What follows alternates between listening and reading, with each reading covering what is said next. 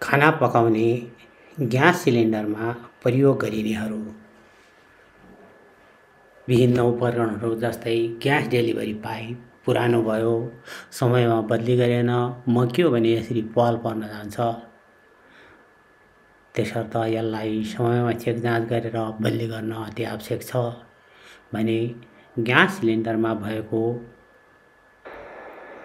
Washer, pin जस्ता कुरालाई हामीले समयमा चेक गरेन भने त्यहाँबाट पनि ग्यास लिक हुन सक्दछ। जुन सानो वासर र पिनबाट ग्यास बाहिर आउँछ, जसमा पिनमा पनि सानो वासर हुन्छ।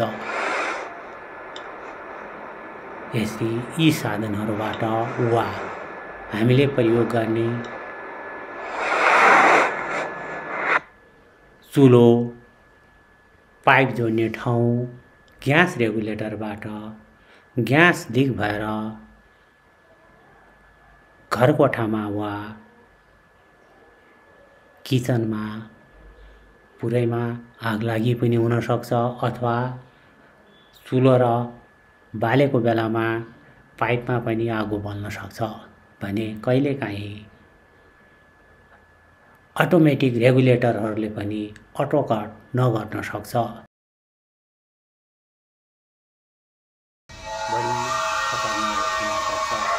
वास्तवमा ग्यास सिलिन्डरमा यसरी आगलागी हुन्छ।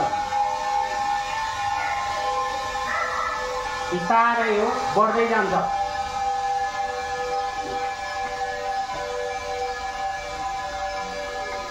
कहिलेकाहीँ यसरी पनि आगलागी हुन्छ। हेर्नुहोस्, बन्द गरिदिनु पहिला।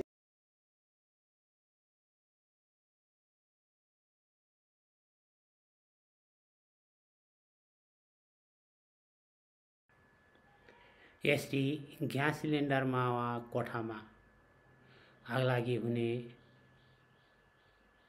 भएकोले त्यस्तो अवस्थामा आफूसँग भएको स्थानीय साधनको प्रयोग गरेर सानो अवस्थामा नै आगोलाई नियन्त्रण गर्न सकेमा धनजनको कम क्षति हुन्छ।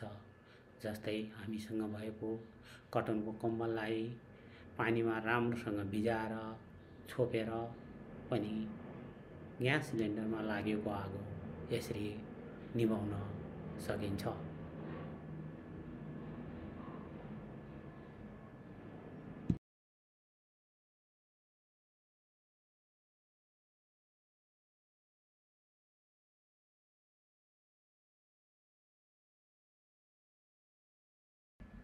कोठैभरि वा ग्यास सिलिन्डरमा ठुलो आगो यसरी लागेको भएमा फायर एक्सटिङ्ग्विसरको प्रयोग गरेमा बढी सुरक्षित हुन्छ।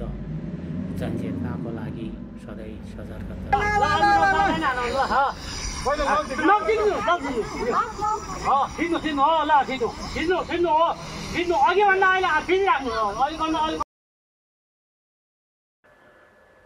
जनचेतनाको लागि फायर सचेतनामूलक अन्तर्क्रियामा सहभागी भौँ। सधैँ सजग र सतर्क रहौँ। आफ्नो धनजनको क्षति हुनबाट जोगौँ।